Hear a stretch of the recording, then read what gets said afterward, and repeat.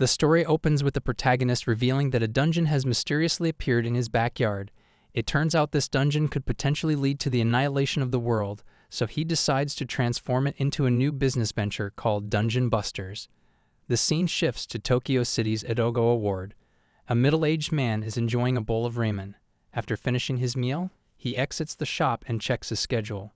He has a meeting with Mr. Sasaki Shoji at 1 p.m. and another with Mr. Kurokawa at 3 p.m. He receives a phone call and expresses his gratitude to the caller for the other day. His name is Kazuhiko Izo, a man approaching his 40th birthday this year, working in Tokyo. A decade ago, he resigned from his job after becoming a certified business consultant and labor attorney. Since then, he has been working in Edogawa, Koto, and Chiba, providing consultation services for insurance firms. He mentions that the company has canceled the scheduled meeting and that he will now have to coordinate with another country. Izo has no plans of getting married and resides in a 30-year-old house located in the Shikabeni district of Edogawa, a secluded zone often described as an island on land. Both his parents are deceased, and he has no siblings. Some distant relatives live several miles away. His life continues uneventfully in the same repetitive manner. It is a peaceful, unchanging existence. Later, he visits a local pub where the bartender greets him. Izo asks Mochi, the bartender, who is in today. Mochi replies that Miss Yuzu is present and offering her usual lively service. Izo orders a single drink. A lady pours him the beverage, and afterward, he returns to his residence. He switches on the lights, washes his face, boils water, and prepares some ramen, remarking that there is no better way to conclude the day. Suddenly, his house trembles. He wonders if it's an earthquake and hastily turns on the television, but finds no news about any seismic activity. He assumes he must be tipsy and decides he should get some sleep. The following day, when he steps into his backyard, he is stunned to find a hole in the ground. He speculates whether it's a meteorite impact or perhaps a bear has dug it. Upon closer inspection, he sees a staircase descending underground. There was no mention of this when he purchased the property, and since he has 2 days off, he decides to investigate. Armed with a flashlight, he ventures down the stairs, wondering where they might lead. He notices the air is circulating, and the stairwell appears to extend into his neighbor's property. He speculates the earthquake may have caused a rupture and resolves to investigate how far it stretches. Eventually, he reaches a large door. He figures it could be an extensive basement, possibly suitable for storage, but first he needs to notify the authorities. He theorizes that it could be an abandoned bomb shelter or a disused military site. He observes that the door has no keyhole and decides to push it open, uncertain if it will even budge. The door creaks open, and a mechanical voice addresses him, recognizing him as the first contactor and initiating the dungeon system in accordance with world law.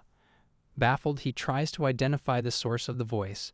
The system continues, announcing the acquisition of the character card Akane, the bewitching female ninja, and mentions that enhancements such as increased card capacity, skill slots, and skill selection will be granted as rewards.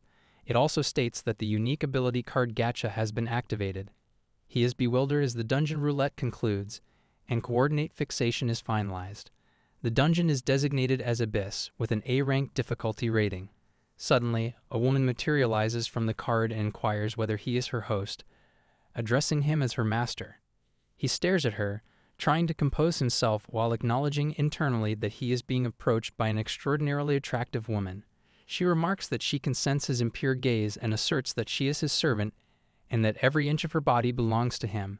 He quickly clarifies that it's not what she thinks and is about to question her when she interrupts to formally introduce herself.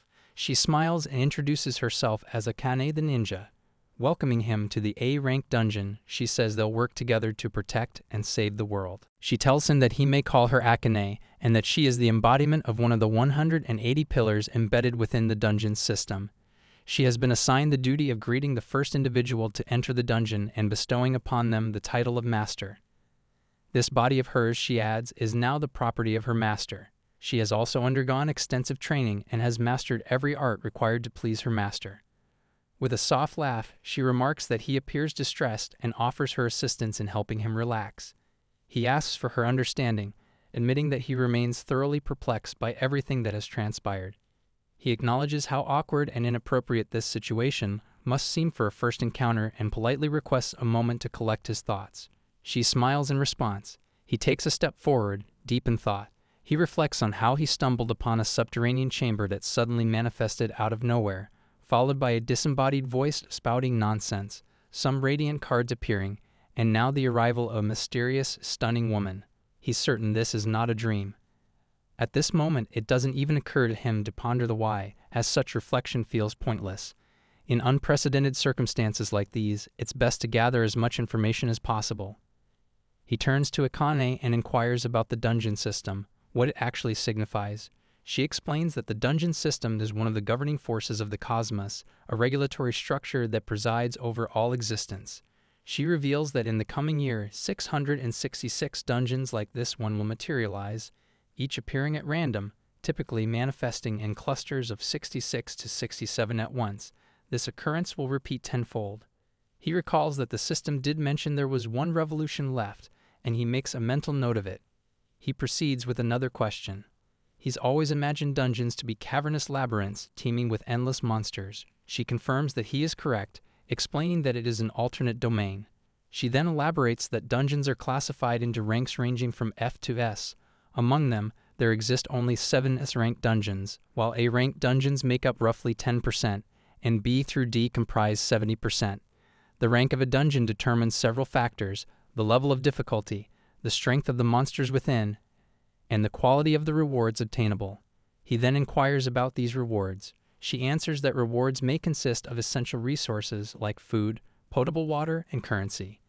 Essentially, rewards reflect what the current world needs most, and in this highly developed age, monetary compensation is often the most common form of reward for one's efforts. He nods in comprehension, and she continues, explaining that this is why he must train and grow stronger in order to combat the monsters.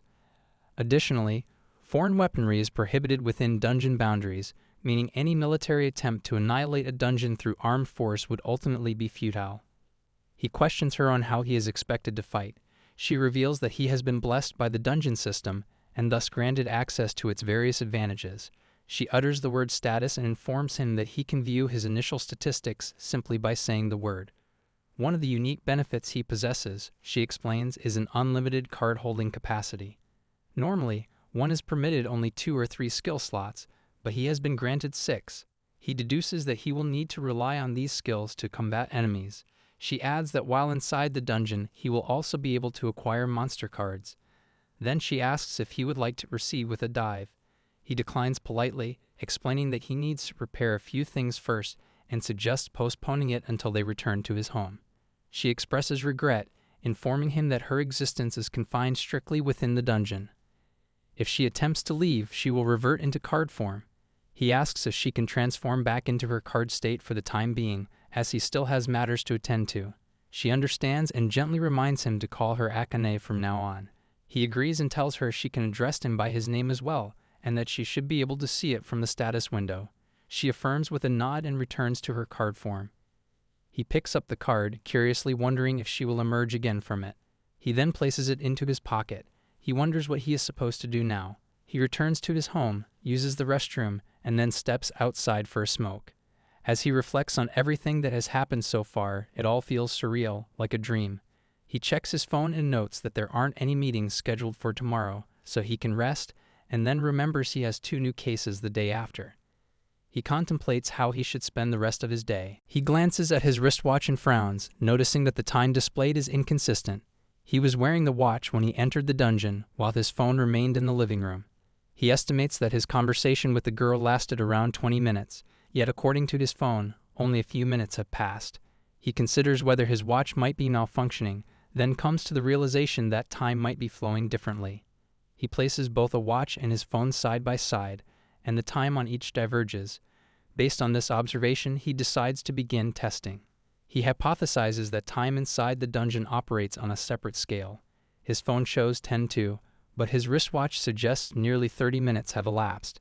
He ties a thread to the second watch, intending to lower it into the dungeon entrance, then compare the elapsed time with the watch he is wearing. He wonders how much just a single minute might differ. If there is a mismatch, he muses, what could the potential outcomes be? He lowers the watch with the string into the dungeon. The second hand immediately begins spinning uncontrollably, rendering it useless for accurate measurement. He decides to insert it a little deeper inside. After 1 minute, he retrieves the watch. Only a minute has passed in the present world, but the one that descended into the dungeon recorded a passage of 2 hours. The second hand had accelerated dramatically, assuming that's the intended direction of the clock's movement. Time within the dungeon is flowing significantly faster, and he makes a mental note to ask Akane about it later. She later explains that the first floor, also referred to as the safe zone, operates at a time ratio of 144:1. A person can remain in this space for 6 days, and only 1 hour would pass on Earth. He comments that the place is extraordinarily disconnected from the real world. She elaborates that the dungeon and the connecting passage do not share the same temporal structure. It is an entirely different dimension and exists as a singular, sentient life form. The entire concept transcends the scope of human comprehension. He understands her explanation. Initially, he had assumed it was merely an abandoned bomb shelter, but now he knows this place is a fully separate realm. She asks if her answers have been satisfactory and expresses hope that he will spend his time here as he wishes. She assures him that since this area is designated as a safe zone, monsters are incapable of infiltrating it. He asks if creatures truly cannot breach this space. She confirms, stating that unless he deliberately ventures deeper into the dungeon, no monsters will appear. Therefore, there's no harm in spending all their time exploring the depths. He chuckles, admitting that's one way to pass the time. This dungeon that emerged in his garden at this moment, no one else is aware of its existence. He then inquires what she meant earlier about saving the world. She explains that if all 666 dungeons aren't cleared within 10 years, any remaining one will rupture, unleashing monsters in a massive stampede that will eventually destroy the world. He asks if this could have been avoided had he not found the dungeon. She says it might seem that way, but since the system marked him as the first contact, the process is already in motion, and there's no turning back. Still, she reassures him, as long as he clears all the dungeons before year 11, everything will be fine. Then she poses the question, what will his next move be? The fate of the world now rests upon his shoulders, and even a single misstep could lead to its annihilation. Kazuhiko, too, asks himself, what will his next move be? Now that everything is in his hands, his eyes widen in bewilderment, struggling to comprehend. He asks her to pause for a moment, questioning if she's really saying that unless he conquers every dungeon, 11 years from now, monsters will flood the world and bring destruction. Akane replies that she isn't completely sure, as most of her memories have been erased, but she does recall that countless civilizations have ended this way. Kazuhiko tries to steady himself, realizing he must concentrate on what steps to take next. Escaping isn't an option, yet he still can't grasp how he should solve the issue. Should he alert the authorities or the government? They might not believe him, and even if they do, the public will panic knowing that their doom is imminent. If he chooses to live his life while ignoring the reality that he triggered this entire phenomenon, the guilt and pressure will eventually consume him. He asks if he's really the first person she contacted and admits he'll need to find the other dungeons as well. Although he has no idea how to track them down, his first step is to renovate the dungeon, calling the project Dungeon DIY. Akane, puzzled, doesn't quite understand what he means. Afterward, he heads outside and begins hammering nails when suddenly an elderly woman walks past his home and asks if something's troubling him. He quickly apologizes for the disturbance, explaining he recently had a bad encounter with a raccoon. Seeing how skilled he is with tools, the old woman even offers to let him fix her wardrobe. He smiles warmly, saying it's no big deal and promises to help her. As she departs, he exhales deeply, reflecting that if he fails to conquer the 666 dungeons, the monster attack will commence. Now that the dungeon system has been activated, humanity edges closer to extinction. Since the first dungeon appeared in his backyard and its entrance lies on his property, that means it belongs to him unless he hands it over to the authorities. If he transforms the space into a work zone, dungeon clearing will become more manageable. Now the only task left is to prepare, and he spends the next 2 days building his DIA dungeon. After a long day of labor, he stretches and feels refreshed when suddenly Akane walks up and blows on his toe. It turns out Kazuhiko had instructed her to give him a foot massage, and she's simply obeying his command. He further informs her that he covered the entrance with a plastic sheet, but hasn't yet completed the desk there, gently massaging his hands. She remarks that she never imagined he would convert the safe zone into a functioning office. He responds that he thought a bed might be a good addition too, so they could rest there before entering the dungeon. She smiles at his creativity, commenting that none of her former masters ever did anything like this. She adds that she can offer much more. He hesitates, then replies that he doesn't need that for now. She is the legendary card Akane, a stunning female ninja assigned as the dungeon guide, possessing a certain skill. To evaluate her capabilities, he asked for a massage and was pleasantly surprised by her performance, wondering if she might be even better at more intimate tasks. After a few minutes, he rises to resume his work while she inquires about her efforts. He tells her it was excellent and thanks her, saying he now feels completely at ease. She then asks what their next move should be, noting that she wants to stay prepared ahead of time. Kazuhiko explains that since the dungeon materialized on his property, only he is permitted to enter it, including access to this room, so she's free to do as she pleases with the space. As he looks around, he realizes the room isn't bad at all, and could look even nicer with some tasteful wallpaper. A laminated floor and a sofa would make it feel cozy too. She becomes excited and asks if he really plans to bring in a sofa. He answers that he does because it would be good for her to rest as well. Suddenly, she leaps into his arms, expressing how happy she is to feel his warmth. He tells her that he's glad to see her in such high spirits. However, he reminds her that they need to get back to work, and for that to happen, she must leave the room because her presence is a bit distracting. Upset, she yells that it's fine and storms out angrily. He watches her go, realizing she's genuinely upset. Returning to his task, he acknowledges that conquering the dungeon alone will be incredibly difficult. He needs others to help, but he can't share the truth with them, as revealing it could terrify the entire world. With new dungeons set to appear each month, global chaos is inevitable. Therefore, he must make his move at exactly the right moment. This safe zone is vital to his strategy, and he decides to turn it into his central base for launching dungeon raids. He then begins gathering the materials and presents them to Akane, telling her that he now has everything necessary for exploration. Observing the supplies, she asks if there's anything among them that could serve as a weapon. He grits his teeth and replies, asking if the weapons are stored as cards, right? So they won't be carrying any extra physical weight. In truth, he had also wanted to bring a gas mask, but without knowing the exact type of gas inside, it wouldn't be effective. She reassures him not to worry, explaining that she'll handle it, and tells him that the air inside most dungeons is typically non-toxic. However, traps do exist that release poisonous gas, but such gases will usually disperse naturally if he just steps away and waits. He acknowledges her advice, and both of them prepare to enter the dungeon. As they walk inside, he comments that it's much brighter than he expected and the air feels surprisingly clean, so the mask wasn't needed after all. She chuckles and tells him it's normal since this is the safe zone, and there are no monsters here either. As she walks ahead, he watches her, realizing how beautiful she truly is and even wonders what she'd look like wearing heels.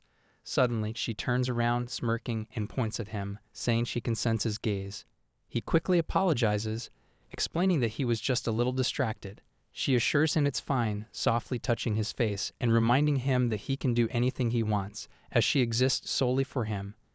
He makes an excuse, saying he had expected to encounter monsters by now and was feeling slightly disappointed.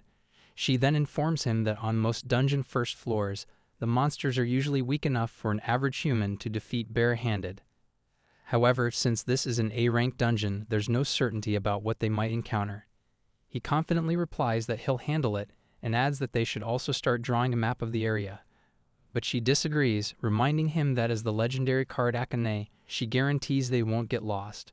What's more important, she notes, is that she can sense a monster approaching, warning him to stay alert. Both of them hide behind a wall, and moments later, the monster appears. He stares at it and asks if it's a goblin. She confirms it is, one of the weaker types of dungeon creatures. They're roughly the size of a young child and can appear either alone or in small groups. He observes the goblins closely and steps out to get a better look, asking Akane if monsters like these ever use their small size to sneak up and launch surprise attacks. As he approaches, one of the goblins suddenly sinks its teeth into his arm. Shocked, he cries out for Akane, then flings the creature away with force. Watching its movements, he realizes it's as strong as a medium-sized dog when biting, but it's still manageable. Determined, he starts punching the goblin repeatedly. When the monster finally collapses, a coin drops to the floor with a metallic clink. He turns his head, puzzled, wondering whether the goblin just dropped currency or if it's part of the dungeon system. Akane steps out and congratulates him, explaining that this particular dungeon appears to be the type that drops money, and the coin is a reward for defeating a monster. She then asks him how it felt to kill his first dungeon creature. He smiles and admits that, surprisingly, it felt pretty good for a first kill. She's glad to hear that, and tells him that in most dungeons, the first floor is intentionally easy to draw people in, typically filled with bugs or slimes that are easy to eliminate. But since this is an A-rank dungeon, it throws goblins at them right from the beginning. She's also impressed with him, noting that he managed to defeat the goblin with just one punch. He grins and raises his hand, pointing out that it's all thanks to the gear he's wearing. Looking at it closely, she asks if he's using brass knuckles. He replies that it might be something like that, but he calls them tools for finger protection. Interestingly, the dungeon system classifies them as armor, not weapons, so he's confident he can use them freely. She smiles and praises him, saying he found a clever loophole, just as she expected from someone like him. She encourages him to keep going. Soon after, more goblins appear, and the two of them team up to take them down. 3 hours later, she asks him how he feels now that they've explored most of the first floor. She suggests returning to the safe zone to rest before diving deeper into the dungeon. However, he declines, saying that if they're finished here, he wants to move on to the second floor. It's only now that he realizes the first floor is laid out in a grid pattern, which made things easier than expected. He notes that the first floor of this dungeon, called the Abyss, spans about 800 meters and is arranged in grid-like corridors. Eventually, he discovers a staircase leading up to the second level. But Akane doesn't like the idea of advancing so soon. She warns him that it's better to reach E rank on the first floor first, because monsters generally become far more dangerous beyond that point. In the end, he agrees with her and says he'll train a bit more while they head back, and after getting some rest in the safe zone, they'll return to continue their exploration. Back in the safe zone, Akane shows him a goblin card, explaining that it's a monster card, another type of reward for defeating enemies. With it, he can summon goblins while inside the dungeon. He tells her that based on his experience, he's learned it's possible to receive up to 2 cards for every 100 monsters defeated, as he currently has exactly 10 of them. Suddenly, a system window appears before him, and he's baffled by its unexpected arrival, especially the unfamiliar text written across it. After examining it, he realizes he can perform a gacha pull with just 10 monster cards. He glances at Akane, briefly wondering what would happen if he used her in the gacha. She immediately starts sweating and bows, firmly declaring that he must not sacrifice her just to roll for some random skill.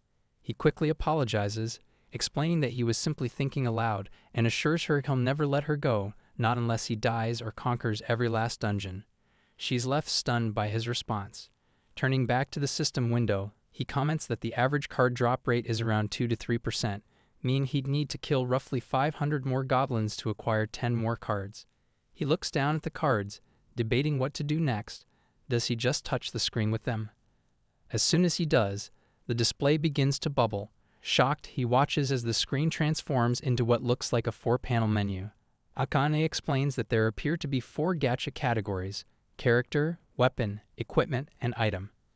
He points at one of the sections and asks if he can actually use the weapons and gear that he obtains from the gacha. She confirms that he can, but adds that if he wants to take them to the surface, he must first make them materialize here in the dungeon. Looking at her in disbelief, he presses one of the buttons without hesitation. Instantly, the screen starts vibrating. After a few seconds, a potion bottle appears on the display, which disappoints him. He scoffs, asking if C stands for common.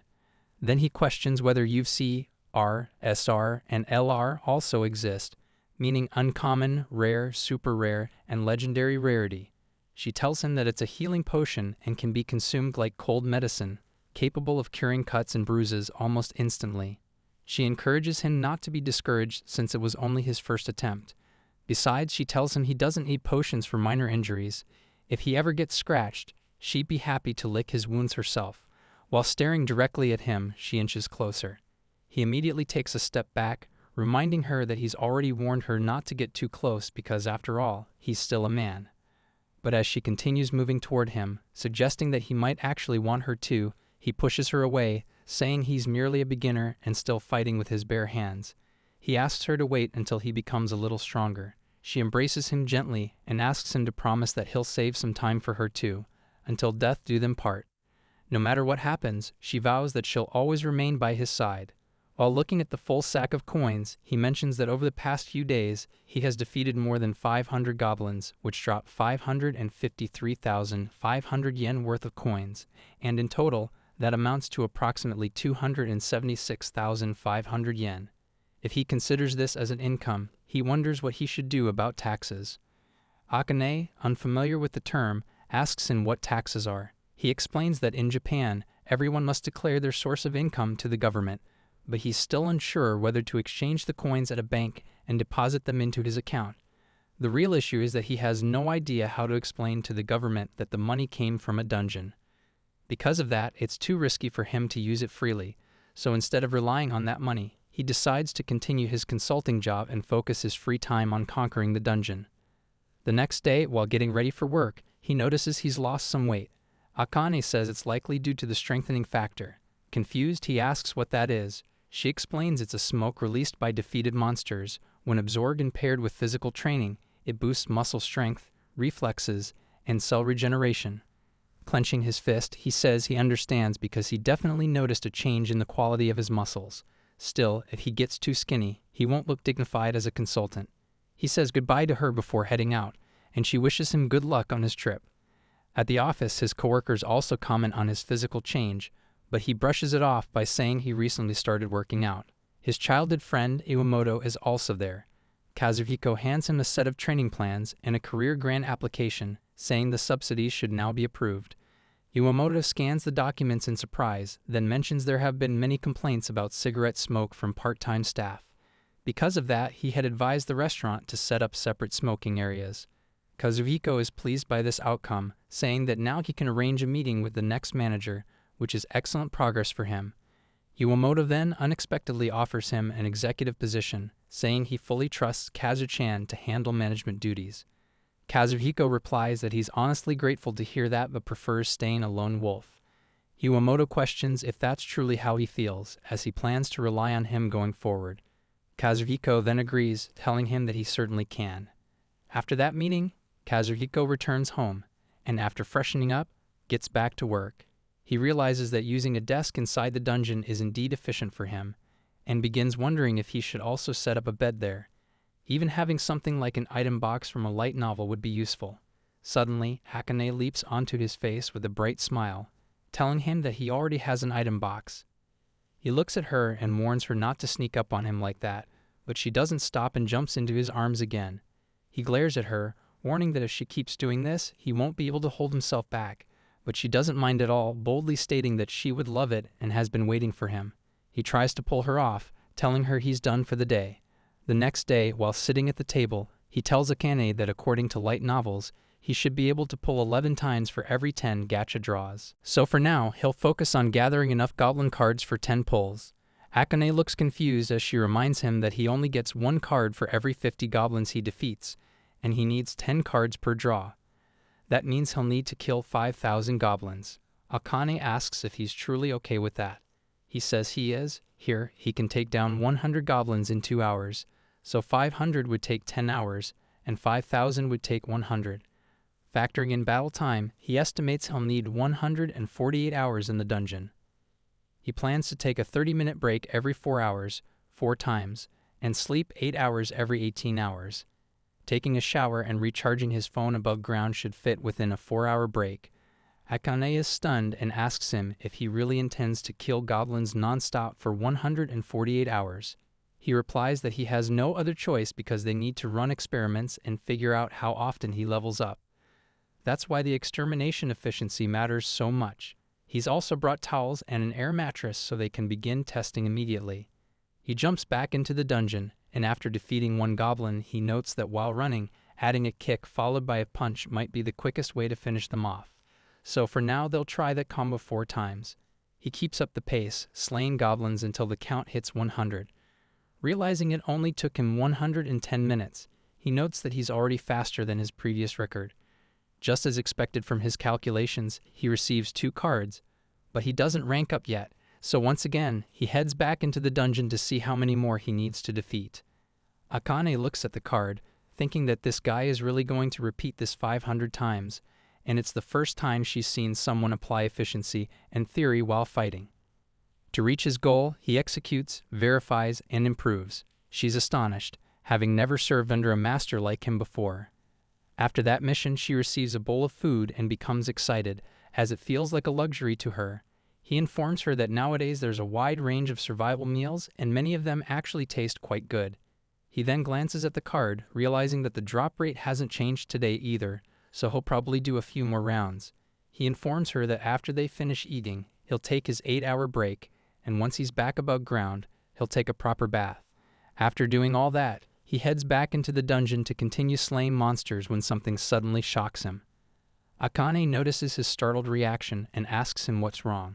He tells her that the goblin just vanished with a single punch, and while he's still trying to understand why, the system appears and informs him that his rank has increased. Akane congratulates him on leveling up, and he thanks her sincerely. He then looks at the screen and asks her what something called empty means. She explains that skills are usually gained through skill orbs found in dungeons or by long-term experience, so it's her first time seeing empty listed too. Confused, he asks if that's really true and says he'll check out his skill later. Now that he's reached E rank, he needs to recalculate his plans. She's exhausted by how relentlessly he continues working, but knows she can't stop him. Back in the safe zone, he lies down on his sofa, and she approaches, asking if he's finished eating. He thanks her for asking. When she further questions whether he plans to rest for the entire day, he tells her that before that, he wants to take a look at his newly acquired empty skill slot. She comes closer, places his head on her lap, and starts discussing the empty slot. But since her body is blocking his view, he tries to shift out of her embrace. As he looks at the screen again, she informs him that something has appeared in his empty skill slot. He checks it and says that he gets it now, and they mean he can select any skill from the options the system presents, but they might only become available after certain conditions are fulfilled. When he touches it with his finger, a description appears just like in a game. Akane asks what he thinks about the martial arts skill, since his combat style so far has mostly relied on physical attacks. With martial arts, he could enhance his abilities further. He agrees with her but notes that it seems a bit out of reach for now. Smiling, he tells her that with 666 dungeons around the world to deal with, his real strength won't come from solo power, but from forming a strong group, so what he really needs is a skill that allows him to build a united team. She smiles, praising his clever thinking because he's planning for the future while dealing with the present. She agrees that they should explore other skills as well, since each one must have its own unique traits. He's now taking a shower, thinking aloud that he'll need to get used to showering above ground and sleeping in the dungeon to manage his time well. After he stops the shower, he begins washing the dishes, adding that since there's no sunlight in the dungeon, he'll also need to pay attention to nutrition. Suddenly, the doorbell rings. He walks toward the entrance, and when he opens the door, a girl greets him with a cheerful hello, saying she's arrived for her part-time job. As she walks in and notices the garbage bags, she freaks out, asking him why there's so much more trash than usual, and on top of that, so many pre-made meals. She scolds him, saying it's bad for his health if he doesn't eat properly. He apologizes, explaining that he has no other option given how busy his life has become. She is Mary Kinuchi, his relative. After her parents divorced 3 years ago, she moved back to Edogawa City. Since then, she's been visiting his place weekly to help with errands as a part-time job. As she looks around, shocked by the messy state of the home, he tells her there are certain circumstances behind it and asks her not to press in for details. But she yells back, saying she's definitely going to report this to her mother. He glances at his watch, thinking that this is a problem, as he had planned to return to the dungeon. But now that she's here, he can't exactly go in, so he decides to put today's testing on hold. Meanwhile, Mary continues to stare at his face. He asks her what's wrong, and she replies that it looks like he lost weight somewhere. He seems noticeably slimmer. He grows flustered and insists she's just imagining things, adding that it's nothing serious. He also informs her that he started a new job that pays better, and as a result, he's planning to raise her salary too. She becomes excited, saying that she has a school trip in October, and is really thankful for the increase, since it will make affording the trip much easier. He's genuinely happy for her. Mary's family has been in a tough financial situation ever since the divorce, so the least he can do as a relative is support her by increasing her allowance in this way. Kazuhiko lights a cigarette and asks Mary about her grandmother's health. While doing the laundry, she tells him that her grandmother hasn't been doing well lately and probably needs to be hospitalized, but that requires money. She also mentions that her mother's health is deteriorating too, and because of all this, she's been thinking about quitting high school to start working. Kazuhiko is stunned by her family troubles and insists that, no matter what, she must properly finish high school and go on to college. He tells her that he'll figure out the money somehow for her sake. She thanks him sincerely but also adds that her mother doesn't feel comfortable relying on him so heavily. While smoking, he tells her that he'll talk to Shiori-san himself. He plans to explain that he needs her daughter's help and that it's a new job, which should put her mother at ease. Mary hesitates and nervously asks if it's that kind of job. He snaps at her, calling her stupid and demanding to know what she thinks he's doing. He then calms down and tells her not to worry about it and that she's free to do whatever she wants. He'll support her no matter what. Overjoyed, she thanks him again for his help. After finishing her work and as night falls, he hands her the paycheck, informing her that he increased her salary from 8,000 to 10,000 yen. She gratefully thanks him again before heading back home.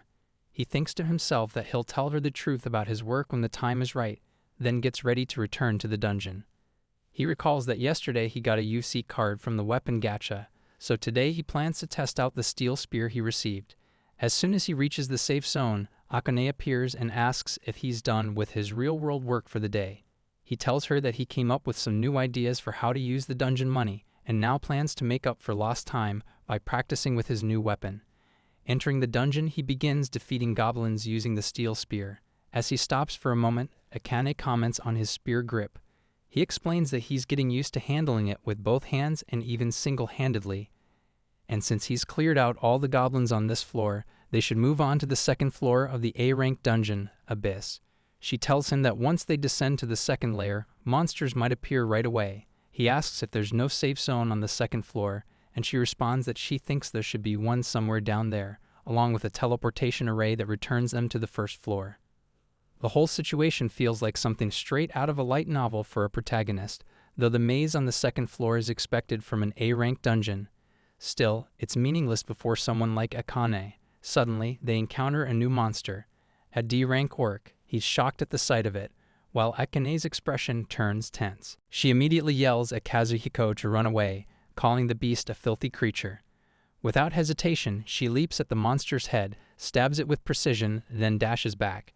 After the orc is defeated, Kazuhiko stares in amazement as a 1,000 yen bill drops in front of him. Even Akane mentions that this is unexpected, as she had anticipated E-rank monsters to appear. But for a D-rank orc to show up, she thinks they should return to the first floor and come up with a plan before proceeding. However, he disagrees with her. With determination, he states that if it's a D-rank monster, the difference in gacha testing should be significant.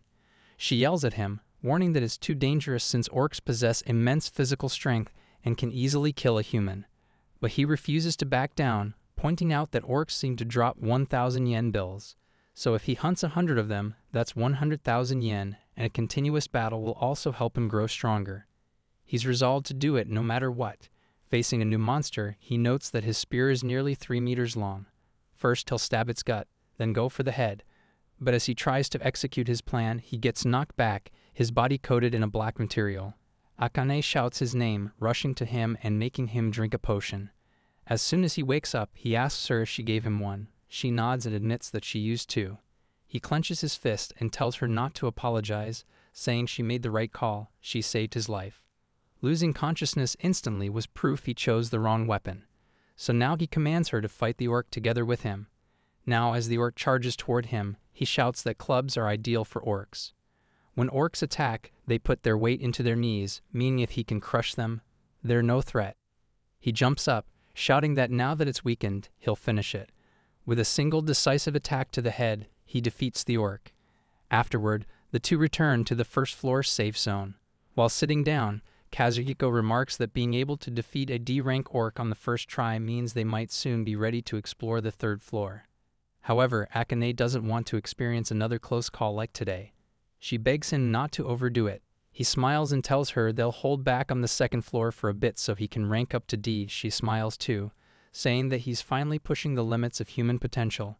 He grins, explaining that F rank is for normal people, E rank for athletes, and D rank is where peerless fighters and legendary warriors reside. Ever since hitting E rank, he can one-shot goblins, but orcs are much tougher, so they'll need to enhance his body using supplements and the strengthening factor. They'll aim for a rank up and advance to the next stage. Akane tells him that they have already exterminated 6,000 goblins and saved a considerable amount of money, then asks whether he still intends to continue working above ground.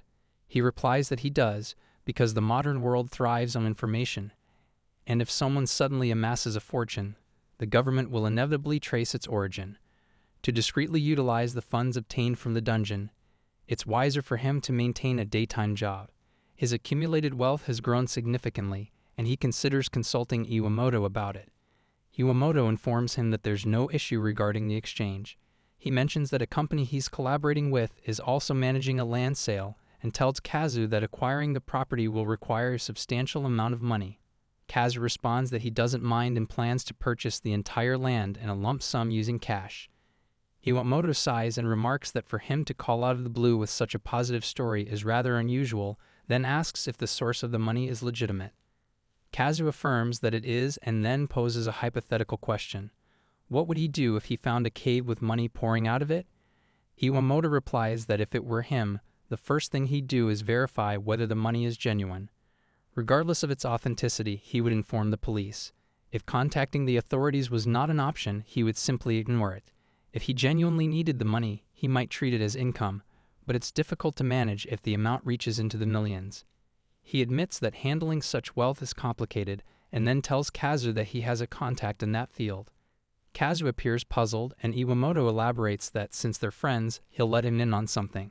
He explains that by circulating the funds through private virtual currency markets thousands of times, they make it untraceable, eventually transferring it to a bank under the guise of consulting fees. He reveals that this is money laundering and that there are individuals in Japan well versed in such methods. Kazu thanks him and says he'll look into it next time. It's not something commendable, but if things continue as they are, the world will be destroyed within 10 years, and he is willing to do whatever it takes to prevent that. He walks to a car and gets in. The man inside asks if he's the one requesting a contract. Kazu hands him a bag, and the man accepts it. He explains that if the amount exceeds 100 million yen, he will take a 10% commission, and the remainder will be laundered and transferred via multiple companies. Kazu remarks that there's a possibility the shell companies could be exposed. The man assures him it's not an issue and tells him they'll meet again in a month, handing him a receipt. Kazu understands there's no turning back now. Meanwhile, in New York, law enforcement is conducting an investigation and uncovers a dungeon. Inside the White House, the American president, Ronald, exclaims that they've been attacked. His secretary clarifies that they haven't been assaulted, but two unidentified caverns with differing time flows have emerged. Ronald is baffled. He continues, explaining that reports of flooding in and encounters with unidentified life forms have occurred. Ronald acknowledges that he's heard time flows differently in those places, but asks for specifics. He estimates that the difference ranges from approximately 140 to 150 times, though they haven't yet measured it accurately. Ronald asserts that they must not allow fear to dominate, and they need to conduct a thorough investigation. The scene transitions to Osaka. Inside a car, a man's girlfriend asks him for more, and at that moment, a dungeon manifests there. At Nagatake, officials are shown a photograph and asked what it depicts. It resembles a kobold from a manga. A bespectacled man explains that a hole opened in a parking lot, and when two officers responded to the scene, one was killed, and the other was gravely injured by the creature. Additionally, riot police attempted to enter but had their weapons transformed into cards and were severely wounded by the same entity. Another man speculates it might be a terrorist attack, but quickly dismisses the idea, citing the absence of any activity from extremist religious or left-wing organizations. They ask if there have been reports from foreign countries. Someone confirms that similar dungeons have been discovered in the United States. They inquire whether the Ministry of Foreign Affairs has issued a statement, but it remains silent. The Japanese president advises proceeding cautiously since it's uncertain whether this is a terrorist strike or a natural phenomenon. He orders them to report the matter to the United Nations without delay. Back at Kazu's home, he watches the news and sees that fatalities have occurred and global panic is spreading. Despite the dangers, some individuals are demanding access to the dungeons. Akane remarks that fools like them will be useless. He needs people truly committed to clearing dungeons, the kind suited for a dedicated expedition team. She asks if they should start recruiting. He says to wait and see how the world responds. Dungeon Busters needs allies with true resolve, those willing to fight not just for themselves, but for others too. A woman introduces herself as Shiora Kinuchi, and she was born and raised in Osugi, Edogawa, within a cheerful and nurturing family. The pivotal moment of her life arrives when she becomes pregnant with Mary while still in high school. She marries her boyfriend at the time, but their relationship ends in divorce not long after, leaving her to raise Mary on her own. Amidst her struggles, her second cousin Kazu pays her a visit and asks whether Mary could work part-time at his place. Kazu, who is 6 years her senior, hires Mary for 30,000 yen a month. Since then, 3 years have gone by, and Mary continues to return home every evening. Shiori asks if she behaved politely, and Mary replies that she did. She also adds that Kazu has increased her pay and mentioned he intends to introduce her to a job that offers even higher compensation. Shiori asks if it's not some suspicious or questionable job, and Mary answers that he said it isn't, and that he'll show her the workplace next time. Shiori tells her to take a bath first, and they'll talk more afterward. Meanwhile, a man calls Kazu to inform him that he has reviewed the contract and confirmed the presence of 300 million yen in cash. He states he'll transfer 270 million after deducting his 10% commission. Kazu is fine with it, although he calculates that after taxes, the 270 million will be effectively halved, meaning he still needs to secure more funds. While driving down the expressway, Kazu hears a loud sound and momentarily wonders if someone has been hit, but it turns out to be a dungeon break. He realizes the second wave has begun. People nearby begin shouting to call the police. Kazu moves closer to the site, and some try to stop him, warning that it's dangerous.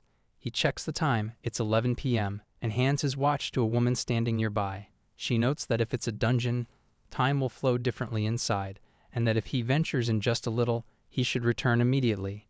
The dungeon resembles a structure made of stone, and Kazu wonders how it will differ from the abyss. It appears as though everyone else is just standing by, watching. For them, it will look as if he descended and returned instantly. He reaches the safe zone and wonders what kind of creature will show up next.